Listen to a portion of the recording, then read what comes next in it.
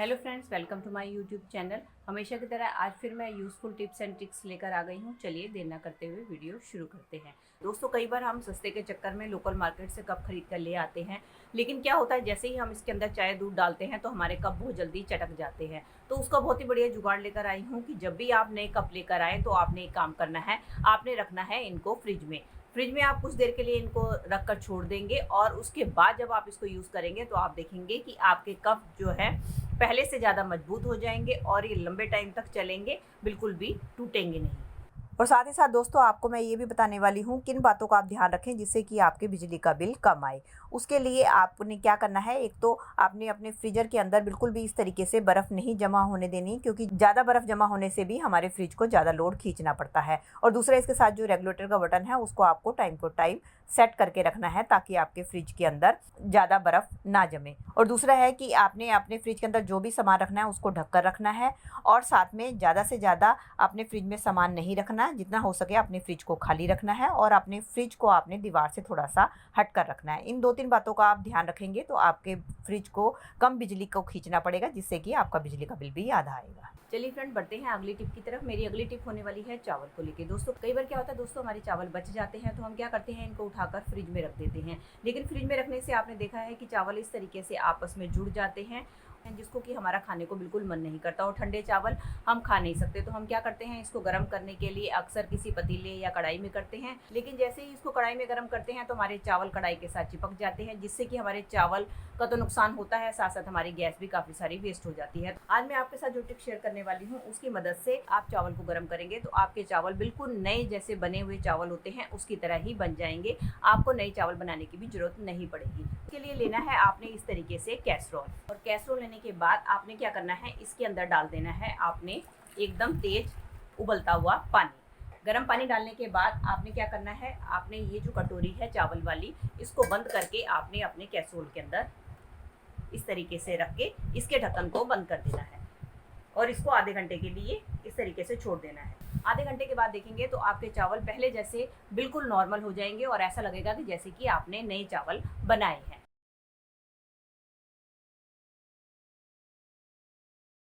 चलिए फ्रेंड, बढ़ते हैं अगली टिप की तरफ। मेरी अगली टिप होने वाली है खीरे को लेके। दोस्तों, खीरा खाना तो हम सबको पसंद होता है, लेकिन कई बार क्या होता है जैसे ही हम खीरा खाने लगते हैं तो हम देखते हैं कि हमारा खीरा जो है कड़वा निकल आया है। तो कड़वा खीरा खाना किसी को भी अच्छा नहीं लगता। तो मैं आपके साथ 2 ट्रिक शेयर करने वाली हूँ जिसकी मदद से आप खीरे को कट करेंगे तो आपका खीरा बिल्कुल भी कड़वा नहीं निकलेगा। तो उसमें से पहली ट्रिक तो ये है कि जब भी आप खीरे को कट करें तो आपने क्या करना है, इसको बीच में से आपने कट करना है। इस तरीके से आप जब बीच में से खीरा कट करेंगे तो आपका खीरा जो है कड़वा नहीं निकलेगा। और अगर आपका खीरा कड़वा निकलता है तो उसके कड़वेपन को दूर करने का बहुत ही आसान तरीका आपके साथ शेयर करने वाली हूँ। उसके लिए आपने क्या करना है, इसका जो ऊपर वाला हिस्सा है इसको आपने थोड़ा सा कट कर देना है और कट करने के बाद आपने नाइफ की मदद से इसके ऊपर इस तरीके से छोटे छोटे होल कर देने हैं और सेम इसके दूसरे वाले हिस्से के ऊपर आपने होल कर देना है। और उसके बाद आपने लेना है नमक लेने के बाद आपने इस तरीके से खीरे को नमक के अंदर डालकर रगड़ना है।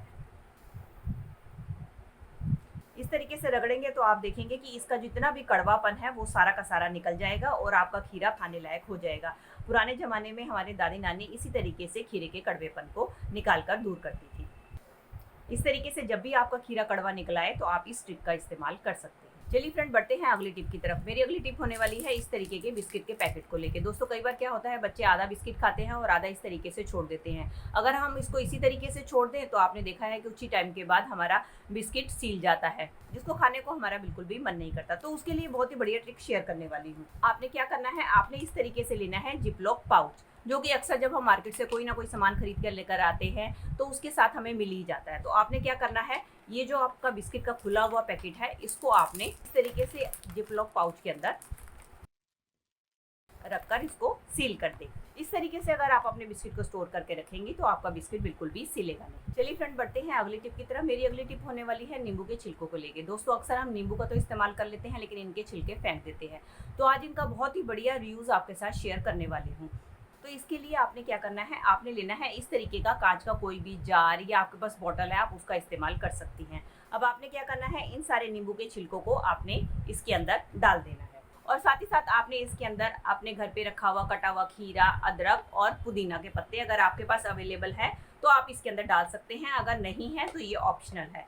आप इन सब चीज़ों को इसके अंदर डाल दें। और डालने के बाद अब हम क्या करेंगे, इसके अंदर हम डाल देंगे नॉर्मल वाटर और पानी डालकर हम इसको भरकर रख देंगे।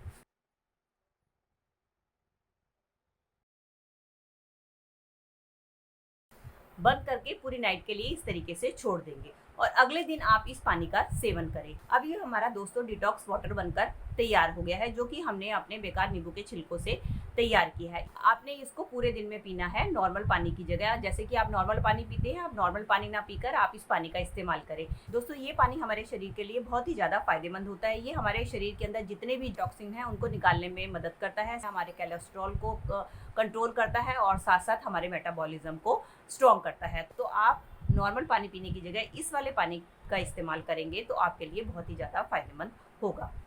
चलिए फ्रेंड, बढ़ते हैं अगली टिप की तरफ। मेरी अगली टिप होने वाली है इस तरीके की कोल्ड ड्रिंक की खाली बोतल को लेके, जिसको कि अक्सर हम यूज़ करने के बाद कबाड़ में फेंक देते हैं। आज इसका बहुत ही बढ़िया रीयूज़ आपके साथ शेयर करने वाली हूँ। उसके लिए हम क्या करेंगे, हम लेंगे नाइफ और नाइफ की मदद से हमने क्या करना है, इसको हम कट कर लेंगे।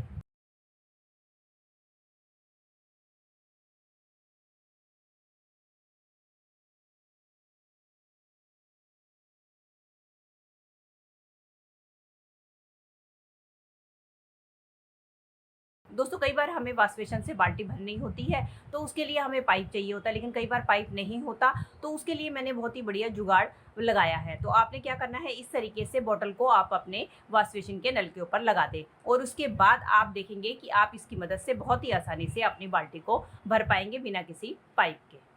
तो दोस्तों ये थी मेरी आज की वीडियो। आई होप आपके लिए यूज़फुल रही होगी। दोस्तों इनमें से कोई भी टिप अगर आपके लिए हेल्पफुल रही है तो इसे एक लाइक दीजिएगा और इसी तरीके से और भी यूज़फुल वीडियोस देखना चाहते हैं तो बेल आइकन के साथ मेरे चैनल को भी सब्सक्राइब कर लीजिएगा। चलिए दोस्तों, मिलती हूँ नई वीडियो के साथ। Till then take care and bye bye.